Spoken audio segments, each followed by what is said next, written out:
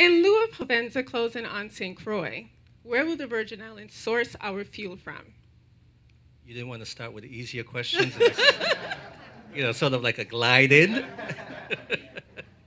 I think that what we've had the benefit of since 1965, or since 66, when the refinery was constructed by then Amarada Hess, which changed over a period of time. We've had the benefit of a relationship of two things. One, having a refinery located within the Virgin Islands, and as part of the contractual agreements that we've had with Hess Oil, Amarada Hess, which then became Hess, and then HOVENSA, is the benefit of them sourcing oil to us at a discounted price.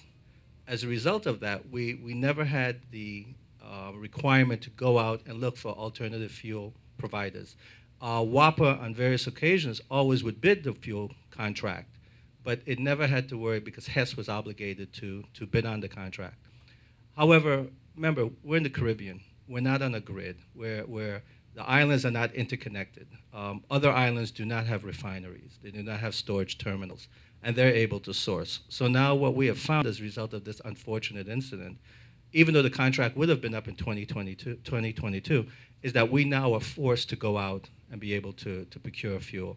WAPA, through the leadership of the executive director, Hugo Hodge, and Juanita Young, the chair, has worked with the advisors, put together a request for proposals, and they've gone out on the market to look for those providers. And they'll find providers that are willing to step in and provide us with the fuel. So the issue for us, I don't believe, will be that of fuel for the authority. The issue will always be one of price, unfortunately. And so we'll have to adjust accordingly.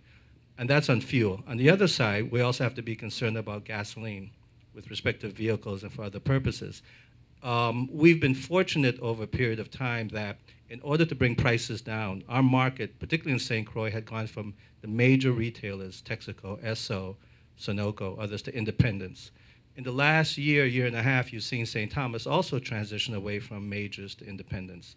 As a result of that, those independents now will have to go out and develop their own relationships. They will have to begin to look at sourcing the oil, sourcing the gasoline from other providers. So they will no longer just have to go to HOVENSA. They'll have to now look in the world market and see exactly what they can do to bring it in, forge the relationships, to store it, and have that continuous relationship going back and forth.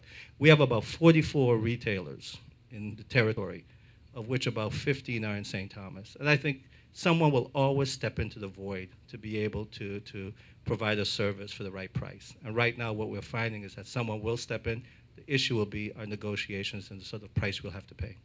How will the Virgin Islands government hold HOVENSA to their commitment to the territory through the year 2020?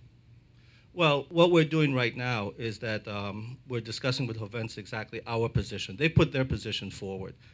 They've basically said that because of world conditions, we no longer want to be obligated to a certain part of the contract. However, what we'd like to do is transition to a different line of business. Our position is one, to figure out exactly, one, what that line of business is they want to transition to, and whether we agree with that line of business, and at the same time to see what the economic benefit would have been to the territory till 2022, what the losses that we would incur, and either negotiate to a certain position or we'll be in opposition.